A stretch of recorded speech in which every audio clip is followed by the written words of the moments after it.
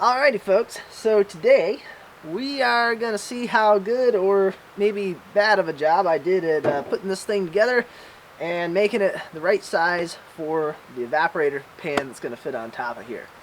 So my pan finally came in, and I think that's probably what this thing is. I have not opened up the box yet. It's a little bit heavier than I thought it might be, but I guess that's a good sign. I don't have a knife on me, do I?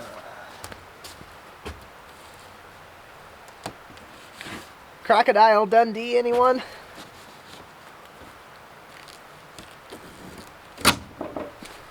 Boy, that is shiny. I think these are the valves that go on either side. Yeah, put this down at ground level to get that out.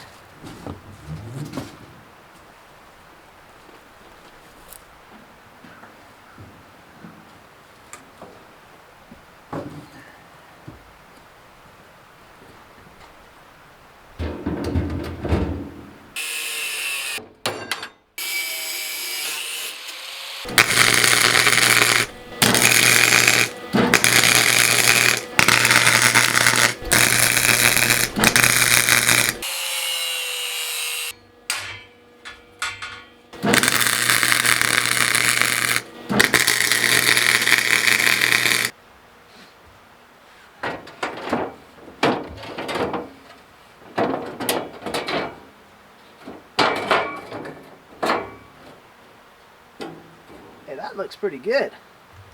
Hides all those rough edges along the top there. That makes it look a whole lot more finished off. Not bad. Let's see how the pan fits on there.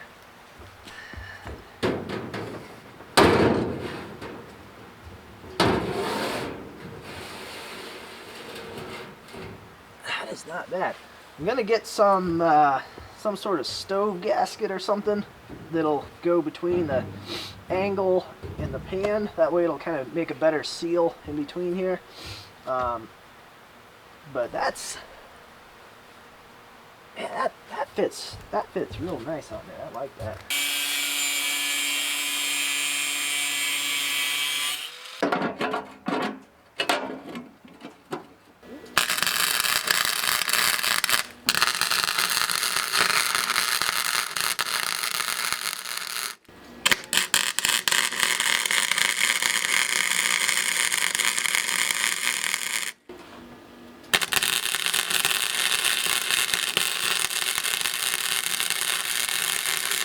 Alrighty, so I'd say that our arch is now somewhere around maybe 95% complete, and we're almost there.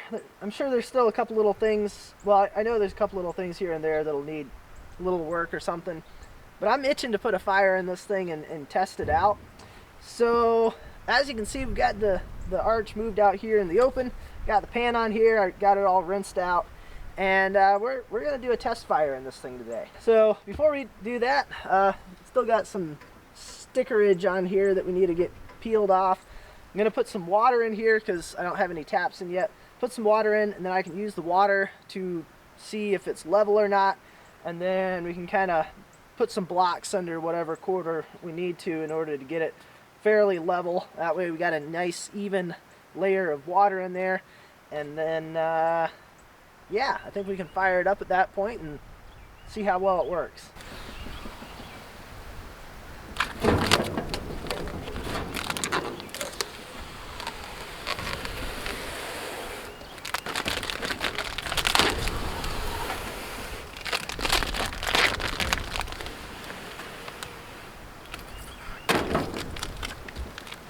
Pretty shiny.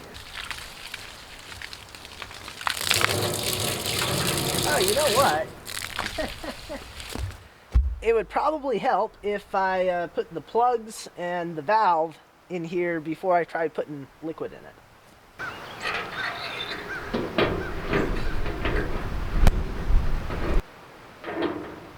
I'm not sure if I can get a good enough seal just doing a dry fit like this. We'll see.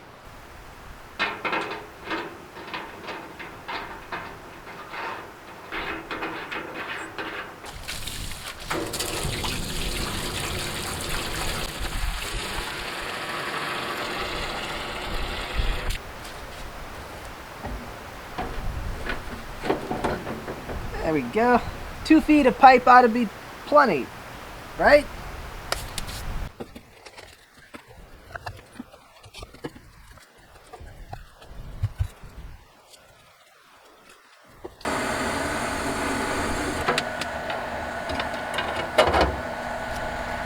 All right, so we're about, I don't know, maybe an hour and a half or so into this.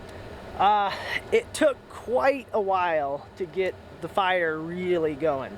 The wood's a little bit wet, and in addition to that, I found that, as you may recall when I was building this, inside here where the air comes in, there's a little plate that's angled that way. And that way, when the air comes through, it kind of directs it up instead of just shooting straight to the back of the firebox. And one thing I found is that that needs a little bit more angle on it, like this. And so it's really burning good and hot at the back. At the front, not so much. So I think I want to try bending that up. That way we're getting it really hot more towards the front, and then that heat is kind of coming up and then back, and it'll, I think, more evenly heat the pan. And another thing is that the front of this, because it's flat, as it gets hot and expands, it's actually bowing in a little bit. And that also, because that's on the bottom, since it's bowing in, that's causing the blower to kind of tip up or down. It's blowing more in a downward angle, which means that that plate inside is moving like that, which is also making it blow further towards the back of the firebox instead of the front. So I think by making a little bit of adjustment there, that would help both with getting the fire going and with getting a better boil. Another thing that I had to do, hopefully you can see that, is the back of the pan here near where the little arched part of the arch is. This was actually starting to bow out a little because it was getting so hot, because inside of this arched part there is no insulation in there, so that's getting very, very hot. And so that was getting the back of the pan a little bit too hot. So I had to add in some fire bricks in there to kind of insulate between the arch and the pan, so that that wasn't getting that part of the pan too hot. Also, as you can see, I added on a little bolt to the handle. That makes it easier to grab onto that and open up the door. They did send a little spring thing that goes with it, but I couldn't quite figure out how that was supposed to hook on, and this was just a whole lot easier and quicker. Now, I know someone out there is going to ask me, Josh, what's the evaporation rate that you're getting? Well, I don't really know. It's kind of hard to judge this without having like a tank where you can easily measure, you know, how far it drops in a given amount of time.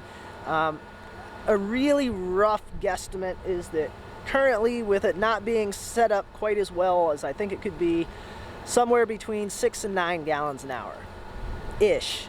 I think it's probably pretty reasonable to think that if I make some adjustments on here, make it a little bit better, get a cleaner burn going, drier wood, have the blower hitting in the right spot, I think it could push up to maybe 10 to 12 an hour, something like that. And that's within what this pan is spec'd out for, with what they say you could potentially get. But I think that 10 to 12 an hour is probably a reasonable number. I think that I could get out of it with this setup once everything's kind of dialed in a little bit better. All right, so it's been a day. This has had plenty of time to cool down. The fire's out of here, so we're going to get the water drained out of here. We got to get the little bit of sediment, you know, minerals and stuff that got boiled out of the water that we were boiling in here yesterday, get that kind of rinsed out. And then we're supposed to be getting some rain here pretty soon, so I'm going to get the evaporator arch moved back underneath the mill house so that we aren't getting the bricks and everything inside there all wet. Yeah, I know, that's kind of upside down just a little bit. Even though there's not much depth in this thing, it holds quite a bit of water. For the square footage that it is, 2 inches of depth on here equates to 10 gallons of liquid.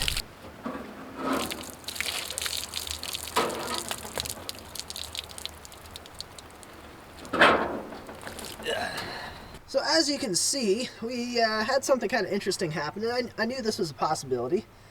And that is that the grate in the bottom, it kind of bent.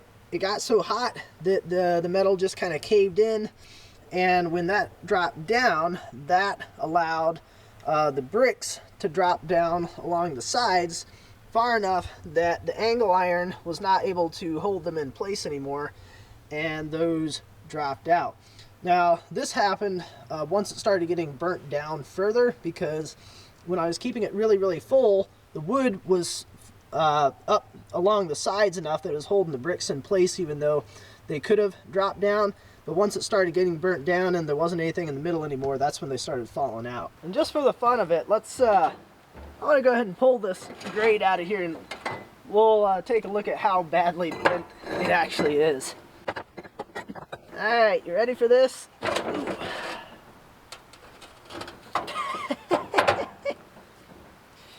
Oh man. Yeah. Check that out. That's actually kind of impressive.